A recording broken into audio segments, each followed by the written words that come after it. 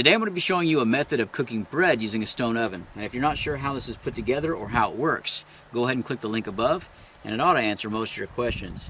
Now at this point we are building up a bed of coals down here. We want to have a nice steady heat source.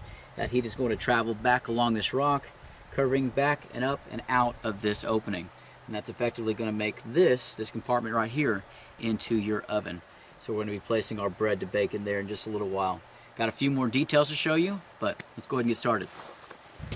We're cooking bread that actually rises today, but leavened or unleavened, white or wheat, it's not really going to change the cooking process when bread is concerned. You do want to pay attention, however, to the texture, and you want to have something come out to about the consistency of Play-Doh. It doesn't need to be tacky or sticky to the touch. At the same point, none of it needs to crumble off. So be very careful. Practice makes perfect. At this point in my life, I really don't follow directions all that much. It's ready when it's ready. Now, I'm also making this into a patty, a flat pad.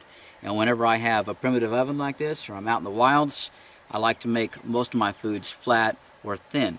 And that's going to allow it to cook faster, as well as cook thoroughly and evenly. So cook it nice, flat, works out really well. We're going to be placing this on an oven rack that I've built. And I built it out of cane. You can make it any way you want, but the idea is that I need a surface that will allow not only the hot air to come over the top of this bread, but I also want it traveling underneath, and that rack's going to allow for it. I also have some leaves, and these are mulberry leaves, and these are going to allow my bread to sit on top of this rack without going through it. Now, we use mulberry leaves in primitive cooking quite a bit because they are edible. These are young leaves. The mulberry leaves can get about 3 or 4 times larger. But this is going to allow my bread to sit on here, at least initially, while it gets its crust and becomes a little more solid. And it's going to go right on top of there. And I'll be placing it inside of the oven compartment and sliding it right in. We'll check it every few minutes. We want to make sure that our heat source stays constant. So your coal should be doing the work right now. But give it about 30-40 minutes. We should have us a meal.